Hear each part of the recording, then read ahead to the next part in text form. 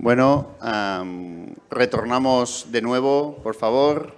Quedamos, para variar, justitos de tiempo, pasaditos. Entonces, ahora yo creo que entramos en una mesa muy interesante que, evidentemente, desde donde partimos, ¿no?, de esta mirada del Observatorio de las Finanzas Éticas, es un elemento crucial, como son las inversiones. Y presentar a la persona que va a moderar, que es Jorge Berezo. Comentar que es miembro del comité del sello ETSI, este comité independiente que al final nos ayuda también a validar las entidades que puedan llegar a formar parte del sello, y también es presidente de la Asociación Oikocredit de Euskadi. Todo tuyo, Oiko. Buen día. Estas son las únicas palabras que voy a decir en catalán porque yo vengo de Bilbao. Podría hablar en euskera, pero nos íbamos a divertir un rato. Así que vamos a ceñirnos al idioma que yo creo que todos y todas manejamos. Os tengo que confesar que yo estoy un poco incómodo de saque en esta mesa porque tenemos a 4 varones y ya de partida nos vamos a perder la perspectiva de la mitad de la sociedad, por lo menos, ¿no? Hay que dejarlo de manifiesto y no darlo por algo natural y sobreentendido. Antes de presentar a las personas que van a intervenir en esta mesa, que son muy relevantes, muy variadas, además nos dan una perspectiva rica, creo que es importante rescatar la pertinencia de esta mesa. ¿Por qué hablamos de inversiones? ¿Por qué? Si conocéis los criterios del sello ETSI para evaluar el desempeño ético de las organizaciones, veréis que los 2 últimos tienen que ver con la banca ética o el uso de la banca ética y la inversión ética. Y son 2 dentro de no muchos, lo que quiere decir que esto tiene un peso muy relevante en la evaluación del desempeño ético de las organizaciones del sector asegurador. No tenemos que perder de vista que los ingresos del sector asegurador vienen de 2 fuentes, de las primas y de invertir el dinero que tienen remanente entre que reciben la prima y desembolsan la cobertura.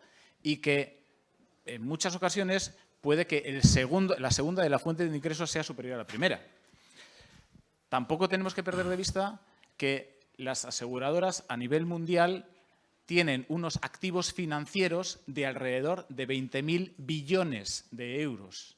El total de activos financieros en el mundo es difícil de calibrar, pero rondan los 400.000 billones de euros. Es decir, el 5%, al menos el 5% de los activos financieros en el mundo está en manos de las aseguradoras. Por lo tanto, son un actor fundamental, clave en nuestros sistemas financieros. Clave también en el riesgo sistémico de nuestros sistemas financieros. Por lo tanto, la pertinencia de este debate y de ese interrogante ético volcado sobre el sector asegurador, particularmente sobre las aseguradoras, es muy relevante y de ahí que tengamos esta mesa. No me voy a alargar más, ¿vale? Vamos a intentar hacerlo ágil, porque ya la anterior mesa pues, ha consumido, digamos, un poquito más de tiempo del previsto y por respeto a todas las personas que estamos aquí vamos a intentar agilizar. Así que no me alargo. Me comentaba antes David que particularizase que cuando hablamos de inversiones hablamos de inversiones financieras, no de inversiones, digamos, sociales en todo lo que haga yo por construir una red que mejore el mundo, que a veces la palabra inversión se lleva a una doble interpretación. Hablamos de inversión en activos financieros. Vale. Bueno, voy presentándoles muy brevemente. En el extremo está Daniel Sorrosal, que es el secretario general de FEBEA. FEBEA es la Federación de Bancos Éticos Europeos. Bancos y financiadores. Esa coletilla de los financiadores creo que es nueva, ya me lo explicarás. Okay. Relativamente nueva. Vale, entonces nos va a dar una perspectiva desde el sector de la banca ética o de las inversiones responsables. Vale. Junto a él está Javier Puelles, que es el director de inversiones de Reale. Reale es una aseguradora, es una compañía de seguros ampliamente conocidas, con despliegue en todo el territorio estatal, y es una entidad de referencia que además es muy próxima al sello ETSI. Vale.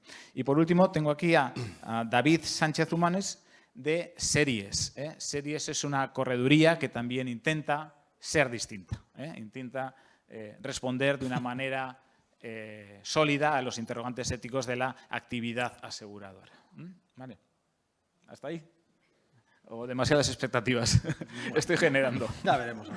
Bueno, lo que también hemos pactado que nos podemos interrumpir, así que vamos a intentar hacer el debate un poquito más ágil. Yo empezaría por Daniel y quizá lo que le voy a pedir es que me dé una visión de, a ver, ¿qué es esto de las inversiones éticas? ¿Qué opciones tenemos? ¿Y cuál es la visión que nos puede trasladar desde la federación, desde una red del sector, para que luego podamos colocar al sector asegurador ante ellas? Sí, se me oye. Pues merci y buen día. También es mi catalán limitado que puedo utilizar por hoy. Puedo utilizar otros idiomas, pero no será el caso. Yo también me siento un poco incómodo, aparte por el tema de género, porque no sé de seguros y no sé de inversión, con lo cual vamos a hacer lo que podamos. Yo sé algo de banca.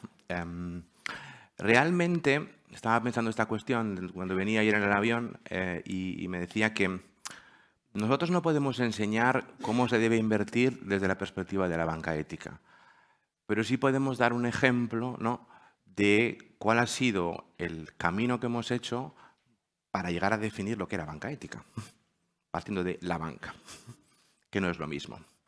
Si miramos esto a nivel europeo, hoy día tenemos una especie de, por un lado, muchísima confusión en cuanto a lo que son las inversiones. Hay muchísimas apelaciones diferentes, desde inversión socialmente responsable, inversión con criterios ESG, inversión cívica, inversión de lo uno y de lo otro, y yo pienso que al final nos estamos perdiendo un poco por el camino, ¿no? Evidentemente la banca y la inversión son cosas diferentes, pero tienen puntos comunes, y lo que yo he visto en el caso nuestro fue que desde los 80 una serie de organizaciones empezaron a intentar prestar dinero diferentemente, llevándolo a donde faltaba, a donde hacía falta además. Y solamente FEDEA se creó en 2001, solamente en el 2014 conseguimos hacer una carta ética por escrito que empezaba a definir un poco los parámetros, ¿no?, de lo que podía ser banca ética, es decir, cómo, de dónde venía el dinero, dónde iba el dinero, cómo se podía utilizar y cómo no, cómo había que gestionar la organización y también qué obligaciones nos imponíamos y qué restricciones nos imponíamos, ¿no? Ese proceso de definición yo encuentro que en el mundo de la inversión todavía no se ha hecho si lo llevamos a lo ético. Este trabajo está por hacer. Hay gente que aplica criterios negativos, hay cosas que no voy a invertir y está bien. Hay gente que aplica criterios positivos, hay cosas que voy a invertir más y está bien. Pero todavía estamos en un mundo en el que en general el perímetro de lo que nos permite hacer en inversión el mercado de bolsa no ofrece, en mi opinión, las oportunidades de inversión que requerirían que esto fuera realmente ético. Nos limitamos a lo que hay en la bolsa. Y, por definición, esto limita mucho la capacidad de invertir éticamente, en mi opinión. Lo dejo por ahí de momento. De acuerdo, porque lo reengancharemos luego en un segundo bloque. Y paso ya a Javier, de Reale, que igual nos puede dar la aproximación que hacen desde una aseguradora. ¿Cómo habéis hecho este recorrido de, bueno, pues intentar aproximaros a las inversiones éticamente responsables? ¿Cuáles son vuestras premisas de partida? ¿Qué descubrimientos habéis ido haciendo por el camino? Muchas gracias, Jorge. Bueno, buenos días a todos. ¿Se oye? Sí, perdón, que hay que acercárselo más. Bueno, quisiera poner un poquito, en 2 minutillos, un poquito de background y de contexto. En Reale Seguros Generales es una sociedad anónima en España, pero nuestro origen y nuestra matriz es, no sé si algunos conocida por todos, Reale Mutua Assicurazione. Es una mutua que se creó en el 1828. Nos quedan 4 años para cumplir 2 siglos. Nuestra mutua se creó antes de que existiera el país Italia como tal. Estaban los reinos de Cerdeña, de Sicilia, del otro, guerreando unos entre otros. Y ya existía Reale Mutua antes de lo que fue la unificación italiana, que fue 30 y tantos años después de que se fundó nuestra compañía, nuestra mutua matriz, y ha mantenido desde siempre el principio de mutualidad. En los años 70, 80 hubo un proceso de desmutualización en Italia. Al final, pues lo que sucede, te desmutualizas, te conviertes en una sociedad anónima, vienen los bancos y los fondos de inversión y te compran. Y yo creo que ahora mismo debe ser por lo menos la más grande mutua que existe en Italia. No voy a empezar ahora a contaros los beneficios de lo que es el criterio de mutualidad, que lo habéis hablado de sobra, más que en paneles anteriores, pero que desde hace 2 siglos seamos una mutua y sigamos siendo una mutua hoy en día, por lo menos desde nuestra casa matriz, un poco deriva y emana que el puro sentido de la sostenibilidad está en nuestro ADN desde siempre, ¿no? Hemos evolucionado, el salto importante en el 2021, nuestra compañía matriz Reale Mutua decide y opta por conseguir el estatus de Benefit Company, que es, digamos, un estatus muy exigente, donde usted dice, no, mire, yo la maximización de beneficios, que ya dentro de lo que es una mutua tampoco tenía mucho sentido, pero pasa a segundo nivel, y me comprometo con unos estándares muy altos, además de compromiso, a cumplir y aplicar todos los criterios de sostenibilidad que pueda. Y además luego nuestro consejo ha decidido que quiere ser una compañía líder en sostenibilidad en el sector asegurador global. Tenemos negocio en Italia, tenemos negocio en España, tenemos negocio en Grecia, tenemos negocio en Chile. Próximamente pues igual se anuncia algún otro país donde podamos estar. Y, bueno, aparte de todo esto, tenemos una fundación desde hace más de 30 años que hace todo tipo de patrocinios, liderazgos, patrocinios. Digamos, esto no tiene que ver nada con la inversión, por eso hacías tú bien en separarlo al principio, no tiene nada que ver nada con lo que es la inversión financiera responsable, de la que hablaremos a continuación largo y tendido. Y, bueno, era solo por poner un poco en background, tenemos un sistema de voluntariado para todos nuestros empleados que en horario de oficina dedican su tiempo a multitud de proyectos, un poco tratando de devolver a la sociedad pues todo lo que la sociedad nos ha aportado, ¿no? Y es un poco como antecedente de que os explique a continuación cuando gustes preguntarme cómo aplicamos todo esto que ya venía en nuestro ADN de siempre. Avánzanos. Avanza un poco, sí, muy bien. ¿Cómo habéis empezado a aplicar? ¿Cómo os Nosotros aproximáis a la idea de hacer inversión socialmente responsable o ética? Nosotros empezamos hace ya más de 10 años en España.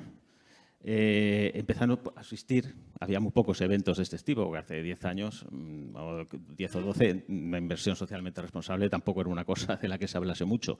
En algún evento como este, nosotros pertenecemos a Urapco, que es una asociación de mutuas europeas, y en una de estas mutuas, pues sobre todo de los nórdicos, de países nórdicos, me acuerdo de los finlandeses, los noruegos, pues nos enseñaron muchas cosas de cómo están implementando este tipo de cosas. Y empezamos a mirarlo poco a poco. Era una cosa secundaria. Nosotros seguíamos gestionando nuestras inversiones financieras con los modelos financieros tradicionales, análisis de rentabilidad, riesgo, de crédito, de duración, de convexidad, de acciones, de divisas, etcétera, etcétera. Pero empezamos a ver, ¿y esto cómo se mediría? ¿Y esto podría ser sostenible? ¿Esto podría no ser sostenible? Con lo cual hemos empezado, que es algo que recomendaría.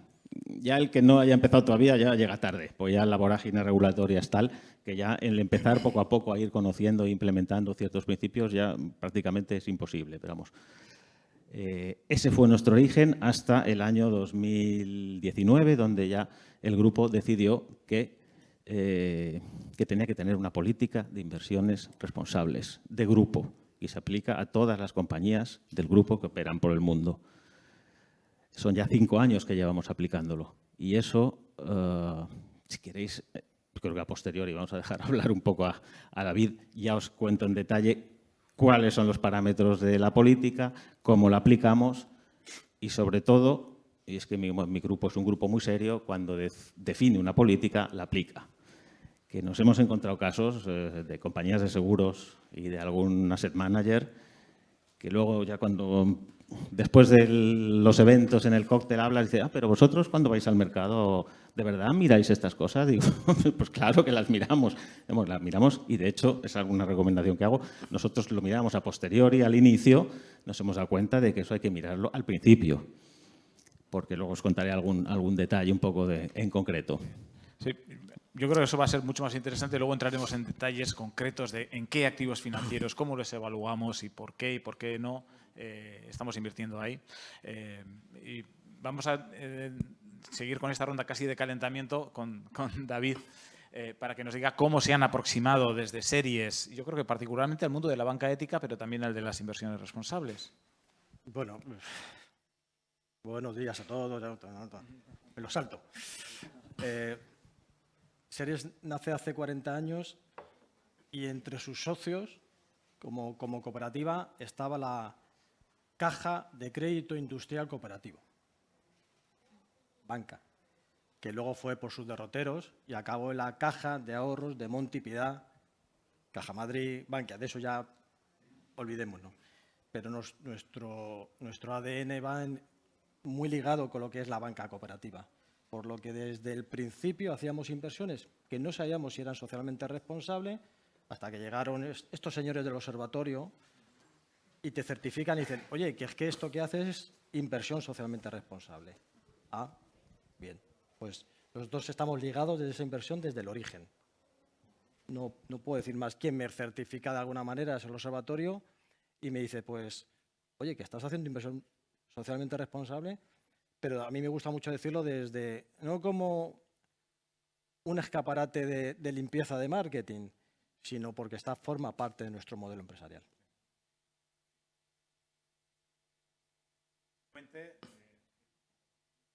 Entonces, sobre todo en la economía social, en el que vas haciendo cosas por el bien común que ni siquiera sabes que son de esa manera hasta que te la reconocen desde fuera, ¿no? Bueno, después de esta introducción, yo volvería a Daniel para decirle, bueno, hemos visto qué tamaño tiene el sector asegurador.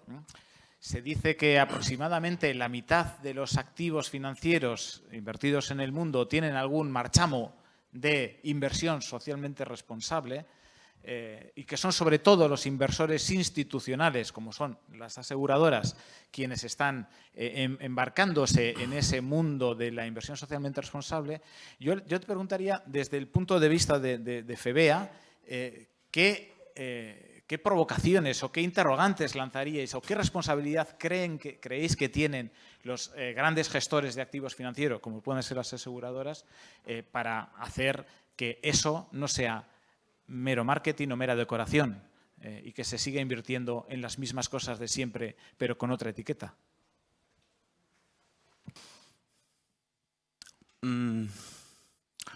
Sí, aquí abres un poco el melón del greenwashing y del social washing, pero no voy a entrar para no ganar tiempo. Yo considero que hay como unos mínimos exigibles a cualquiera que diga que es inversor responsable y que se pueden poner en el contexto de lo que permite la regulación. Yo entiendo que un inversor institucional no puede invertir en cualquier cosa porque tiene una serie de reglas que cumplir. Hasta aquí pienso que todos podemos estar de acuerdo. Pero, por ejemplo, cuando hablamos de criterios ESG, ¿no? Si tú miras la banca ética, nosotros lo hacemos en GSE. O sea, empezamos mirando siempre la gobernanza. Es una cooperativa, es una asociación, no sé qué, es muy importante la gobernanza. Luego pasamos a lo social, qué impacto social tiene, a quién ayuda, a qué colectivo queremos beneficiar, tal y cual. Y muchas veces y cada vez más añadimos un componente medioambiental porque evidentemente no queremos contribuir ni al cambio climático ni a la destrucción del planeta, ¿no?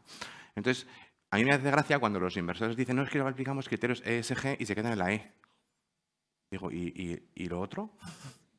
¿No lo miráis? E incluso la E... O sea, cuando yo he hablado con asset managers me dicen, bueno, aplicamos un principio de best in class. Digo, vale, ¿y esto qué es? Quiere decir que...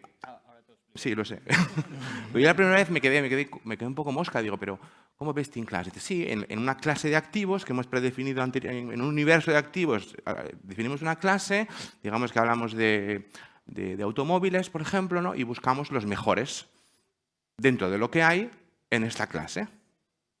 Digo, ¿y el mejor quién es? Volkswagen. Digo, vale.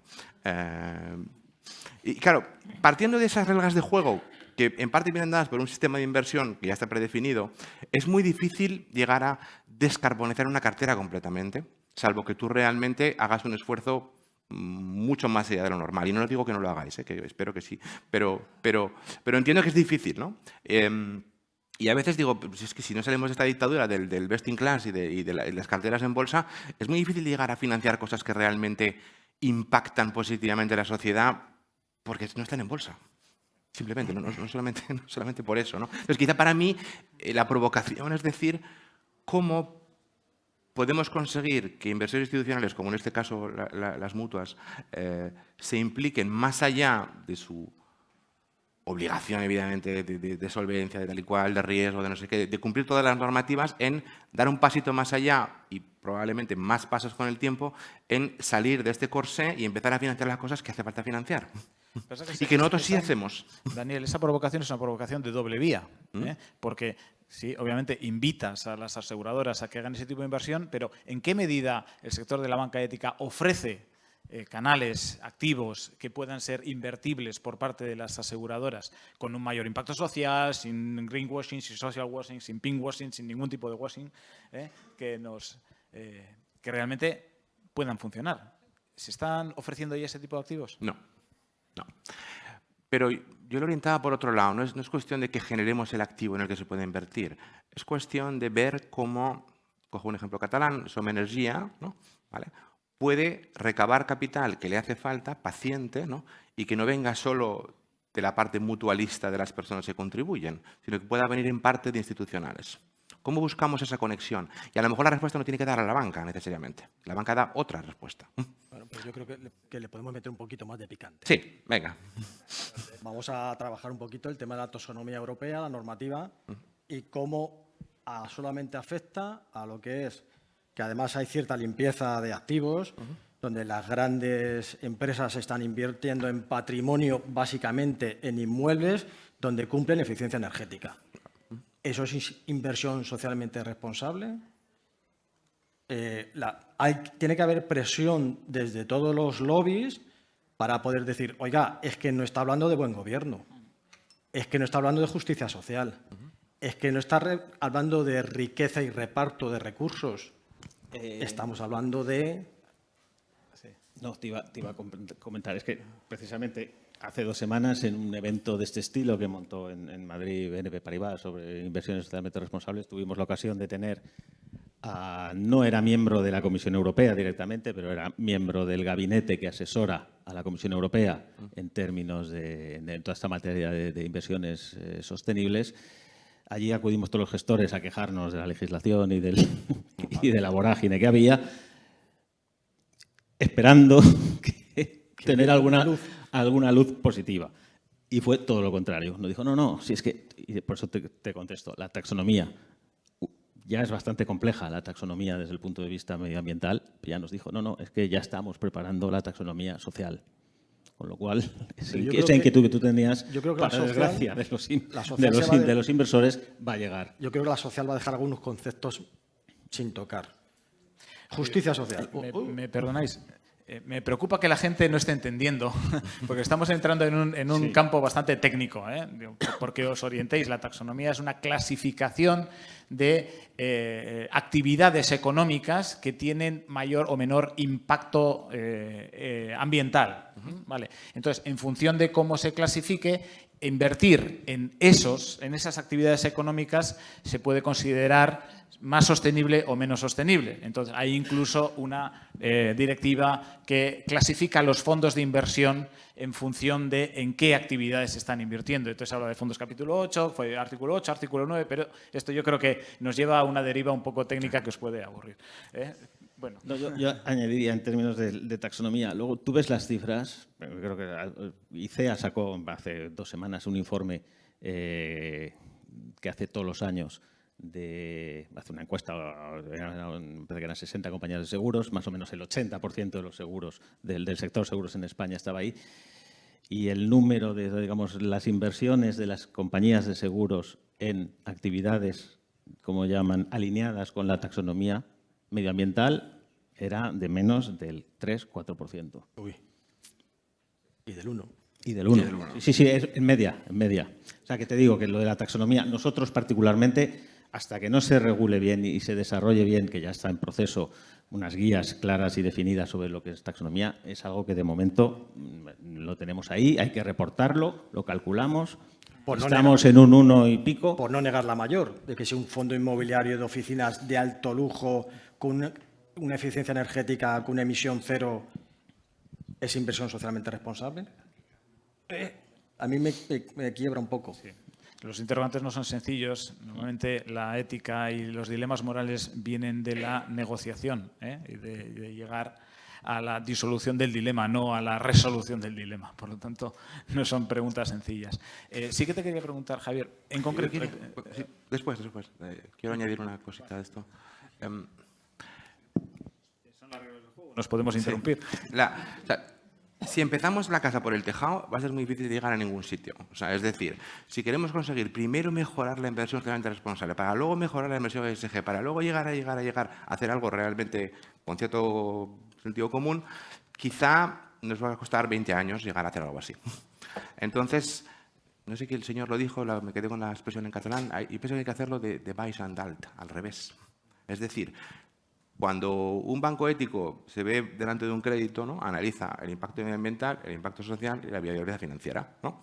Si se puede financiar porque se puede repagar, si tiene un impacto medioambiental razonablemente bueno, tiene que ser perfecto, y tiene un impacto social razonablemente bueno, se financia, punto. Y no se mira en ese momento ninguna normativa europea para decir si esto entra en una taxonomía o si está calificado como tal o como Pascual. Entiendo que tenemos otras libertades. No, pero al final es sentido común lo que es debe... sentido común. Entonces yo pienso que si queremos llegar a aquella financiación, o sea, inversión ética, hay que empezar desde abajo. ¿En qué habría que invertir y cómo lo podemos hacer? Y luego ya veremos cómo lo hacemos encajar en los mecanismos existentes. Porque, sinceramente, la taxonomía verde, yo miro a mis miembros y es que les ha pasado al lado. O sea, ya hacían casi todo dentro de lo verde antes de empezar y no han tenido que hacer prácticamente ningún cambio. O sea, no han hecho cambios en la operativa, igual han tenido que hacer cambios en el etiquetado. El reporting o cosas así. Sí. Me interesa mucho esta cosa que estás trayendo, decir, porque, bueno, a ver, hemos ya constatado las dificultades, las insuficiencias que hay dentro del esquema que tenemos de inversiones socialmente responsables, pero bueno, vamos a la práctica. ¿Qué se puede hacer? Porque si los pegamos contra la pared, lo único que nos haremos es daño. Entonces, intentemos hacer un agujerito en la pared para pasar. Veamos, por ejemplo, nos cuentas en Reale, en concreto, qué estáis haciendo, y luego en series, qué cosas estáis haciendo que nos puedan inspirar al resto. Sí, mira, bueno, ya os comentaba que nosotros llevamos 5 años aplicando una política de inversiones sostenibles para todo el grupo. Esta política, obviamente, cada año se revisa, se van añadiendo todos los requerimientos legales nuevos que nos van surgiendo y se basa prácticamente en 5 pilares fundamentales, que no voy a descubrir aquí la rueda ahora mismo. Tú preguntas a cualquier compañía de seguros y te va a decir que son los mismos criterios. Seguro que vosotros desde la cátedra los conocéis. Primero, exclusiones. Nosotros excluimos, me parece que son 33 países donde no se puede invertir. Países pues, que no cumplen los mínimos estándares de derechos humanos, de trabajo infantil, de antiblanqueo, de corrupción, etcétera. Que yo cada 2 meses recibo una lista, los miro y digo, bueno, pues es que aunque no estuvieran prohibidos, no iba a invertir en ninguno de estos países. No voy a invertir en Sudán, ni en Libia, ni en Venezuela, ni en Irán, o Corea del Norte, o todos los países africanos que están ahí dentro, ¿no? Pero bueno, es un primer filtro que hacemos. Un segundo filtro es exclusión de sectores y compañías que operan en determinados sectores. Y eso sí que lo hacemos y yo creo que lo hacemos muy bien. ¿Qué sectores tenemos? Pues los habituales. Carbón, emisiones de CO2, petróleo de aquella manera, lo que llaman ahora la pornografía, finamente, bueno, entretenimiento de adultos o algo así, ¿no? Y juego y multitud de sectores, ¿no? Y lo que sí tenemos, gracias al proveedor de datos que utilizamos, es que nos dan una lista donde hay más de 1.200 empresas en el mundo donde no podemos invertir. Con lo cual, en un primer filtro, yo el día que me llama el trader o yo busco un bono de, yo qué sé, de Volkswagen, voy a la lista, digo, ¿está en la lista? Sí, pues no lo compro. Ese primer filtro de las exclusiones lo aplicamos a rajatabla desde el minuto 1. El segundo punto, que es el que tú comentabas, el best in class, de elegir a los mejores. Tampoco se trata de elegir a los mejores, se trata de... Nosotros, a ver, ¿cómo lo explico yo de manera sencilla? Tenemos, gracias al proveedor de datos que ya he comentado, ahora mismo tú puedes saber de cualquier emisor en el mundo que hay, de Nestlé, de La Caixa o de Cuchabank o de quien sea, Te sacas un informe y ahí tienes más de 40 o 50 datos de sostenibilidad de los 3 ámbitos, del ámbito ESG, del ámbito del ASG, del ámbito ambiental, social y de buen gobierno, y tienes 40 o 50 indicadores allí catalogados. Y todo eso, hay una metodología, luego discutiremos, que es uno de los grandes, los datos, la calidad de los datos y la obtención de los datos y qué haces con los datos y si te los crees o no te los crees, que hay muchas cosas que contar. Pero en ese primer análisis, que yo me descargo, que son 40 folios, puedo tener un buen conocimiento de si esa compañía a mí me interesa, porque creo que aplica los mismos criterios que yo tengo para mi propia compañía, digamos, en términos de sostenibilidad. Y eso lo aplicamos. ¿Y lo aplicamos cómo? Pues eligiendo aquellos que mejor nota tienen. Y nos sirve para comparar. Y dentro de un mismo sector, nunca vas a encontrar 2 activos financieros iguales, pero a igualdad, digamos, de riesgo-retorno financiero, tú puedes elegir dentro del mismo sector, pues en vez de Volkswagen me voy a comprar, yo qué sé, la BMW, por ejemplo. Y ese es el segundo filtro que hacemos. Tercer filtro, Impact Investing, que suena así como muy esotérico, inversiones de impacto. No sé, seguro que habéis hablado de bonos verdes, sociales y sostenibles, ¿no? Esos son bonos. Digamos, el emisor de esos bonos se compromete a, con la financiación que yo le voy a dar y el resto de inversores que invierten en ese bono le voy a dar, yo me comprometo a, con esos fondos, aplicarlos a mi negocio, pero con unos objetivos definidos, medibles y claros de diversos ámbitos de sostenibilidad, los que sean. Si son más de tipo medio ambiente, será un bono green, si no social o si no sostenible. Con lo cual es una manera de invertir ya mucho más directamente en empresas que se implican en este tipo de cosas. Y ahí sí que la verdad es que es cierto que cuando empezamos a verlo, el mercado prácticamente de bonos green no existía, luego la Unión Europea ya hizo un Green Bonds Standard, donde ya, eso soy yo el que digo, no vale tú que me digas que sí, que es un bono muy sostenible, no, yo según unos criterios te voy a decir y te voy a catalogar si este bono es green o social o sostenible. Entonces, con todo eso, el mercado se ha desarrollado muchísimo. Ahora más o menos de cada 100 millones que se emiten, 30 o 40 son bonos green, bonos verdes, con lo cual nos ha dado una facilidad a la hora de invertir muy grande. Yo voy a comprar un bono de Telefónica, pues en vez de comprarme un bono normal de Telefónica, me compro un bono green de Telefónica, que sé que al menos parte de los fondos que va a conseguir con ese bono que está emitiendo los va a dedicar a unos criterios en concreto. Cuando empezamos con esto en el 2021, el 2020, hace 4 años, teníamos un 6% de la cartera de bonos invertido en esa categoría de activos. Ahora mismo tenemos para la parte de no vida casi el 40%. De cada 100 millones que compramos, 40 millones van invertidos siempre en bonos de este tipo de categorías. ¿Cuál es el tamaño de vuestra cartera para que nos hagamos una idea? Ahora estamos gestionando más o menos un billón, que dicen los modernos, 1.000 millones de euros, más o menos, en no vida y unos 200 y pico en vida. Sí.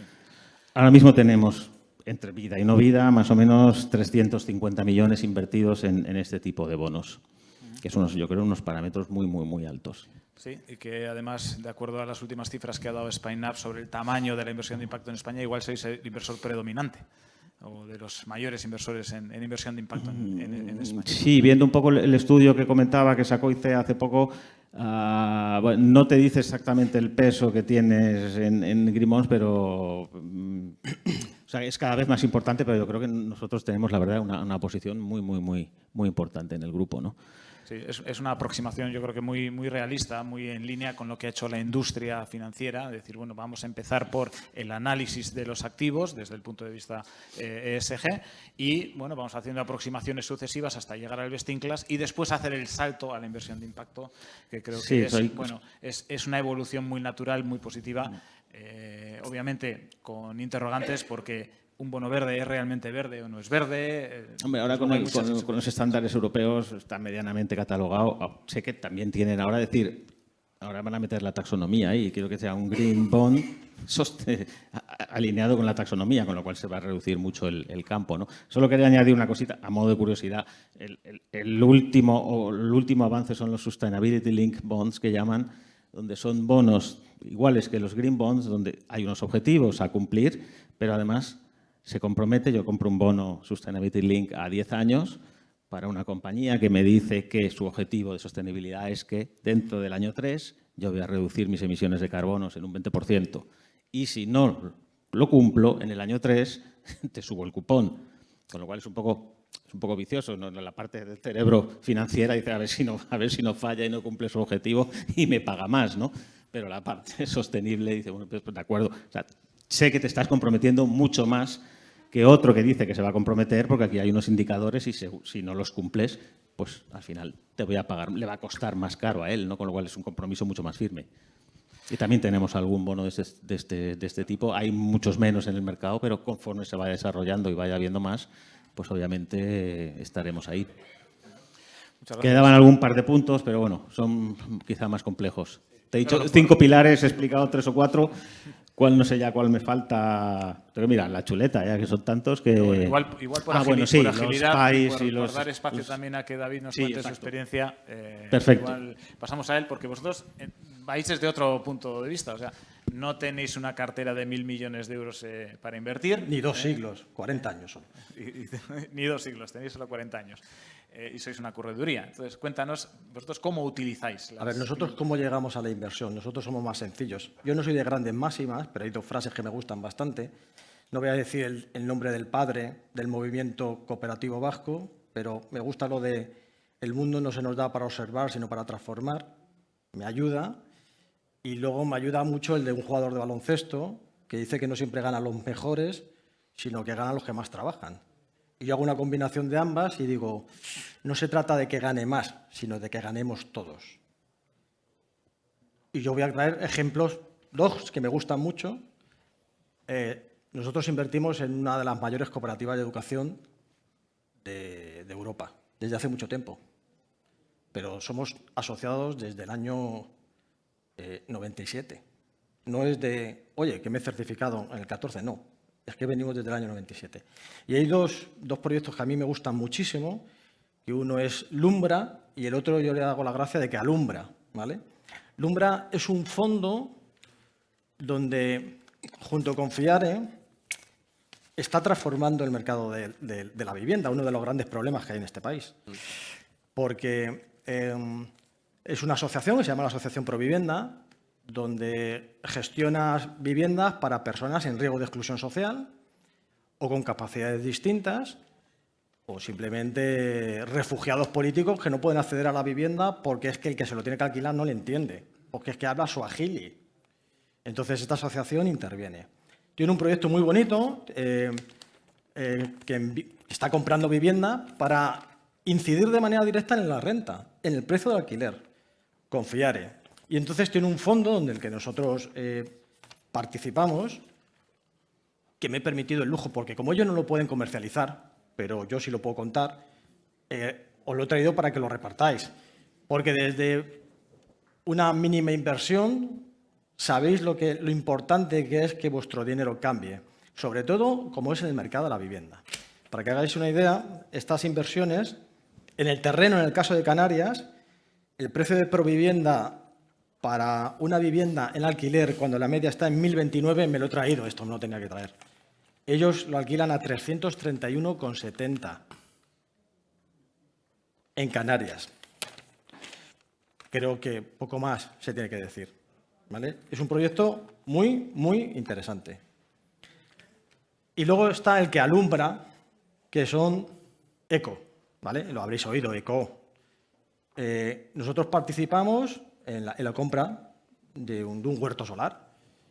Ya no vamos a hablar de mediciones, de carbono. Ojo que estas operaciones, cuando invertimos, nos dan una rentabilidad, ¿eh? Obviamente no nos da un 10%, ni un 8%, ni un 5%, que es que no lo quiero. Nos da una rentabilidad de inversiones con una rentabilidad positiva, pero en ambos, tanto la rentabilidad como en lo que está generando la inversión. Os he traído también publicidad de ECO, porque es que a mí me gusta, ¿sabéis qué pasa? Que Series ve muy respetable que las grandes empresas vean los fondos verdes. Pero es que estas estructuras están fuera de estos fondos. Sí, ese es el problema. Es que todas las estructuras de menos de 1.000 trabajadores está fuera. Tiene que ir a otros sistemas. Tiene que ir a crowdfunding, a meeting, tiene que ir a otros que sobre todo cuentan con lo que es la masa social para poder avanzar y crecer.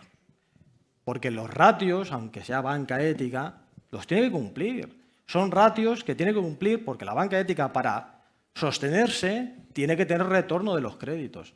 Porque si no, no puede dar más. Tenemos que hablar claro. Se tienen que dar créditos a proyectos reales y entidades reales que devuelvan los préstamos para poder dar más.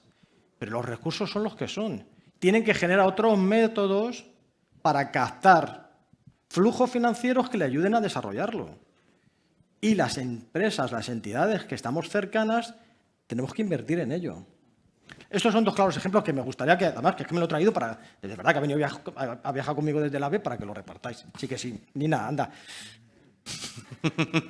¿Vale?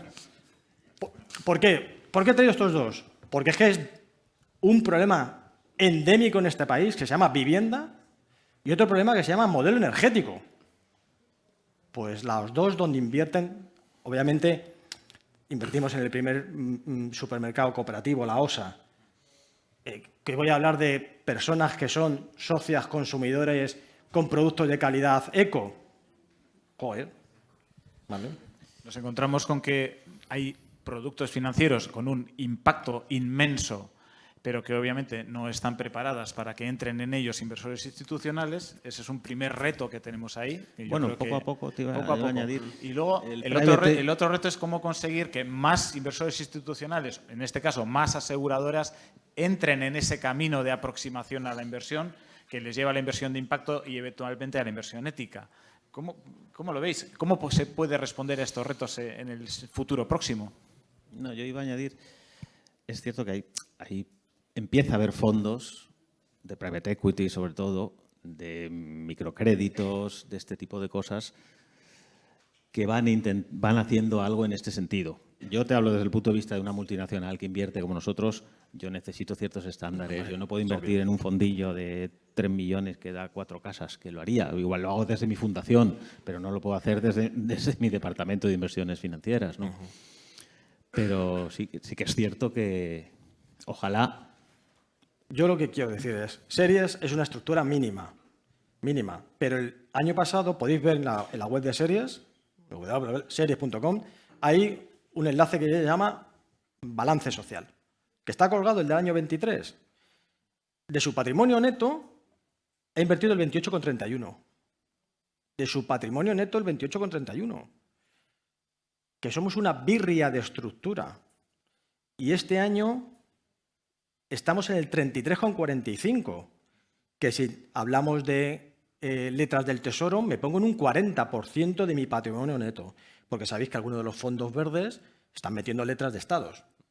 Entonces, si yo, claro, una letra de un estado invierte en muchas cosas. Y entraríamos en una... Verde, una letra del Tesoro no es. Claro, te lo digo yo. Pero curiosamente, algunos fondos con criterios ESG tienen inversión en letras de Sí, Estado. claro, nosotros tenemos Curiosamente. fondos artículo 8 donde no te estás diciendo, no, yo no compraré letras del Tesoro, no, tú comprarás todo lo que puedas e intentarás tener la máxima puntuación. Entonces, pero puedes meter letras lo que a del mí Tesoro como cualquier otro. me interesa es que las entidades tenemos que pensar que somos capaces de transformar. Y como las grandes multinacionales tienen un nicho de mercado, pero luego las entidades que no tenemos 1.000 millones de cartera, que somos más modestas, que tenemos 6 millones, que parte de nuestro patrimonio neto lo podamos invertir, porque formamos parte del mismo sistema, me parece que es muy interesante. Si puedo mediar. Daniel, bueno, no tanto mediar, porque yo creo que están bastante alineados. Hombre, lo que pasa que estamos desde alineadísimos. dos perspectivas pues, de su práctica diaria. Sí, Claro. Es normal. Daniel, No conozco también el sector en España, pero sí lo conozco en Francia. Y en Francia están hecho muchas cosas muy interesantes desde hace bastantes años y pienso que habría que mirarlo más de cerca, ¿no? Hace poco hablaba con una aseguradora francesa que pertenece a un grupo mutualista y me decía que ellos habían desarrollado una actividad un poco paralela, un equipo especial dedicado a la inversión de impacto con diferentes estructuras, desde premios a proyectos innovadores, a pequeñas inversiones en pequeños tickets, hasta más grandes, ¿no? Y tenían metidos en esto un par de cientos de millones de euros, que para ellos era nada en su cartera global. Y yo le explicaba que cómo lo habían vendido internamente, ¿no? Me dice, mira, bueno, pues asumimos que nuestra rentabilidad global de toda nuestra cartera pues se va a bajar en un par de puntitos, ¿no? Lo asumimos como tal, nadie tiene un problema con ello dentro de un entorno mutualista, pero nos permite desviar 100 o 200 millones de euros a cosas que no podemos hacer con la cartera normal. Y yo pienso que eso es un principio que habría que empezar a aplicar más a nivel de inversión institucional. Es decir, ¿qué te cuesta que un 5% de tu cartera vaya a cosas que no estén en el mercado, digamos, quoted, como se diga, en bolsa, ¿no? ¿Vale? Porque tu potencial de inversión, aplicando criterios de series, ¿no? De repente tiene un potencial transformador mucho mayor. Y, sinceramente, ni en riesgo ni en rentabilidad lo vas a notar, al margen de la parte de marketing que tiene, ¿no? Y yo considero que la banca ética realmente es una gota en el mundo financiero. O sea, pero si esa gota la dirigimos a un sector muy específico como es la economía social, empieza a tener mucho más sentido. Si consiguiéramos añadir la potencia de fuego de una pequeña parte de las carteras institucionales, ¿no? Podríamos multiplicar la capacidad de inversión en sectores como la economía social por 2, 3 o 5 muy rápidamente. Y quizá ahí es donde tengo que renegar de mis principios, ¿no? Yo siempre, cuando un banco aplica CBA, les digo, quiero ver que el 90% de tu cartera esté dedicado a cosas buenas, no el 10%. Aquí estoy pidiendo lo contrario, estoy pidiendo menos del 10%. Pero pienso que en este caso, como hay un camino por hacer, merece la pena que os dejéis acompañar, si queréis, en ese camino, por los que ya hemos hecho cosas parecidas, ¿no? Con una bonificación fiscal adecuada, pues todo se puede ver. Sí, pero nosotros lo hacemos sin bonificación fiscal adecuada, ¿eh? No, era una broma. No lo sé. Digamos, la reclamación que viene haciendo la banca ética y las finanzas éticas desde hace mucho tiempo. Justicia fiscal. Sí. Me parece fantástico que marquemos eso como horizonte, ¿no? Es decir, vamos a intentar llevar al sector asegurador, pero también hay que, entiendo yo, que rescatar un poco el valor de lo que ya se ha venido haciendo. Es decir, el desplazar las inversiones de unos activos a otros activos que quizá no contribuyan tanto a la economía carbonizada, pues ya tiene un cierto valor. Y sí que te preguntaría, dentro del sector, ¿qué se puede hacer o cómo ves tú que para atraer a más inversores institucionales, a más aseguradoras, a ese camino que vosotros habéis emprendido? Pues les recomendaría que se armen de paciencia, de tiempo y de dinero. Nosotros, gracias a Dios, que estamos en un grupo multinacional,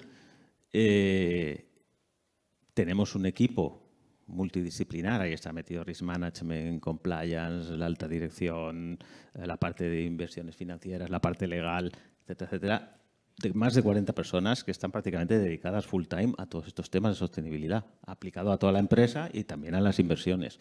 Y eso, al final, pues una compañía pequeña no puede tener 40 personas ni dos en un momento dado.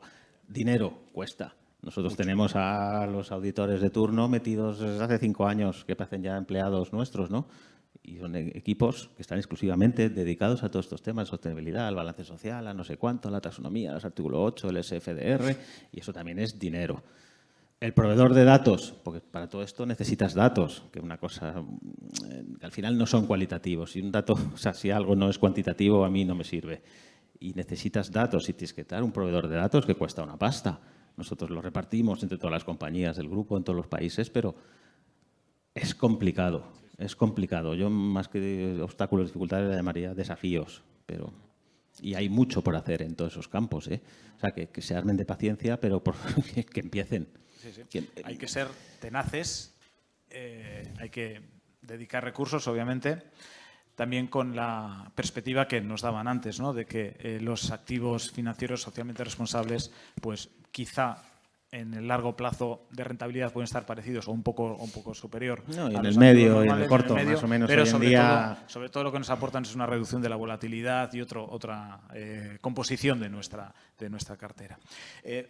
Yo os voy a proponer cambiar a un tema radicalmente distinto, que es un fenómeno que viene sucediendo en el mundo bancario y asegurador en los últimos años, que es la mezcla de ambos. Digo, si es de fútbol, Oh, me encanta. paso palabra. Bueno, pues si pasas palabra, yo creo que ese fenómeno también nos está no sé, interpelando de alguna manera. Es decir, estamos cambiando el negocio tradicional por un negocio en el que la distribución de los seguros es a través de otro canal, el canal bancario, que está afectado por otra serie de intereses. ¿Cómo lo estáis percibiendo? ¿Qué interrogantes éticos o qué retos y preguntas lanzaríais a ese fenómeno desde una correduría o desde una... ¿Cuánto tiempo federación? tenemos? Nada. Bien, gracias. A ver, el modelo banca asegurador es un mal que nos estamos encontrando donde, como los otros tienen estas herramientas y son buenas, donde el seguro se ha convertido en un canje con unas ciertas prácticas un poco, vamos a decir, agresivas en venta, oscura en condiciones, obligatoria en contratación cuando no hay normativa. En fin, es un modelo donde la banca, donde los tipos no le dan todo lo que tienen que dar, el negocio asegurador le da mucha rentabilidad. Curiosamente, uno de los grandes modelos de banca aseguradora de este país se ha puesto en 2 años en los máximos productores de vida a riesgo. Es interesante. Es interesante. Yo creo que nosotros estamos condenados,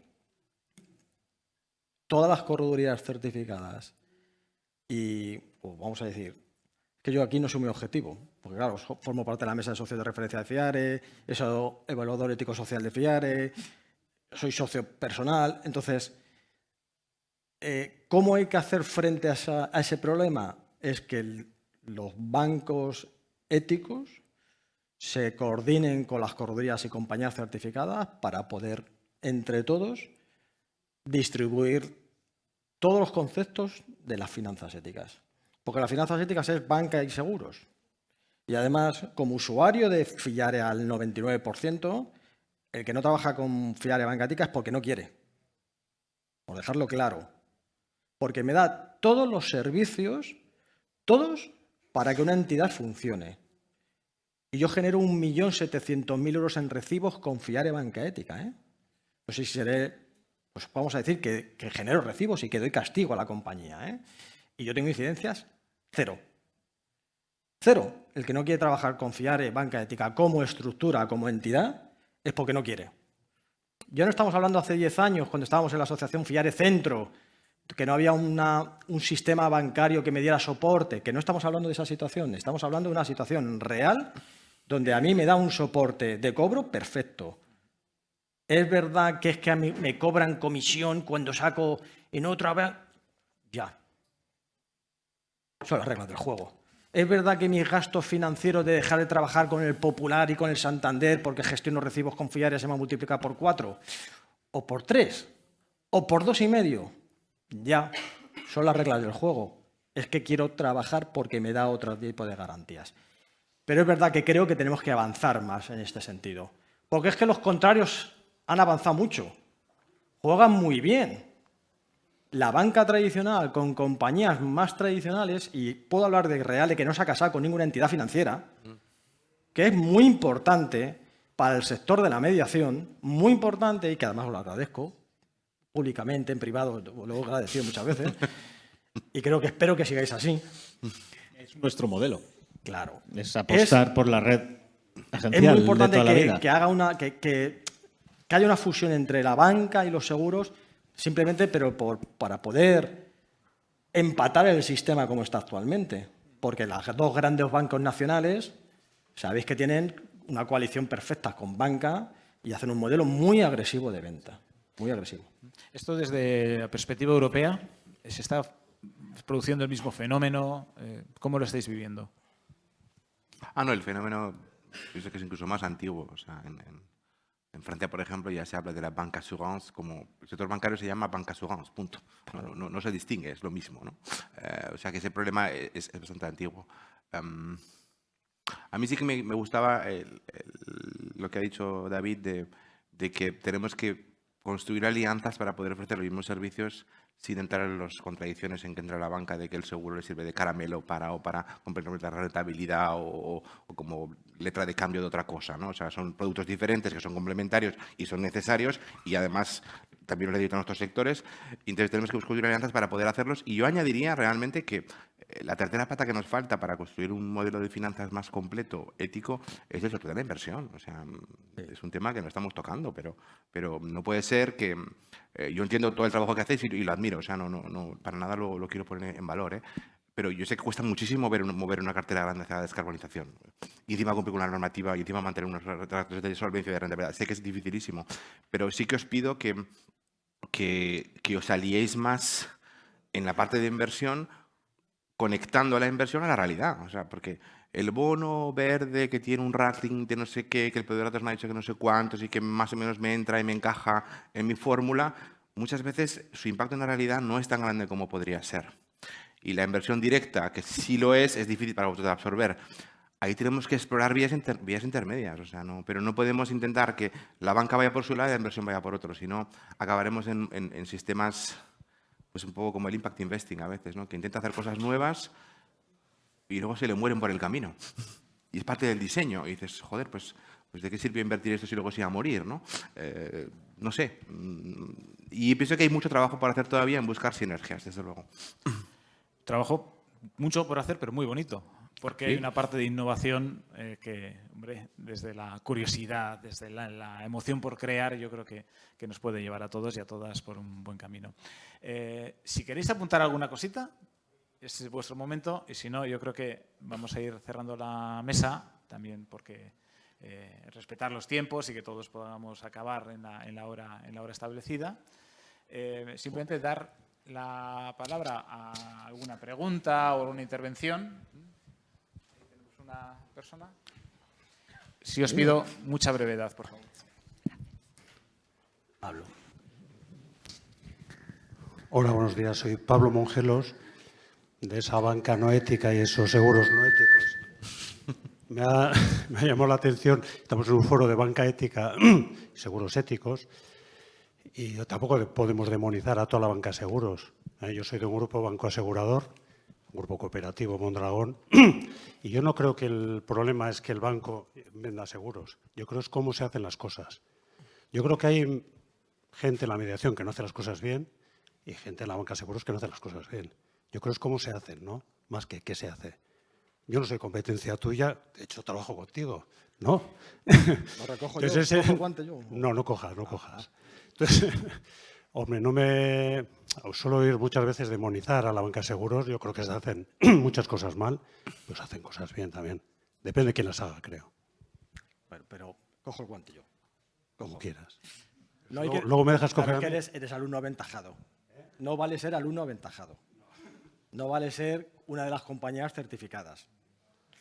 No vale. No me vale esa contestación de una compañía certificada, porque te cojo el guante, efectivamente, no todo el mundo lo hace mal. Hay mucha... Además, a mí no me gusta señalar quién lo hace mal. A mí me gusta decir cómo hacer las cosas bien, que creo que es donde estamos, donde está nuestra línea de negocio. Cómo decir las cosas bien. Pero no vamos a olvidar que hay una gran masa de perjudicados de las malas prácticas bancarias respecto a la venta de seguros. Tanto que se ha tenido que ir a juicio y se ha tenido que decir, oiga, que es que no es obligatorio que haga usted el seguro con la entidad financiera, que haga usted el seguro con quien le dé la gana, porque la ley hipotecaria más dice solamente incendio, no el valor, pero es que la ley hipotecaria dice que es el valor de tasación, pero la ley de contrato de seguros dice que es el valor de reconstrucción. Joder, ya se nos ha roto el sistema. ¿Cómo? ¿Que yo tengo que hacer una póliza de incendios por el valor de tasación según la ley hipotecaria y según la ley de contrato de seguro el de reconstrucción? Ya estamos, dos leyes que están encontradas.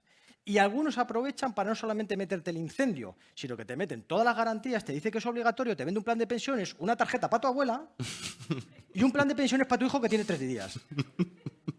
Y eso, cuando no han metido un seguro de vida, por toda la duración del préstamo, dices, ¿me puedo morir antes? Muchas compañías, Pablo, lo han hecho. Y hay compañías que han hecho soporte a esas prácticas bancarias. Sí, pero una, con que haya una, pero si se concentra el 70% del negocio de vida-riesgo, pues es que...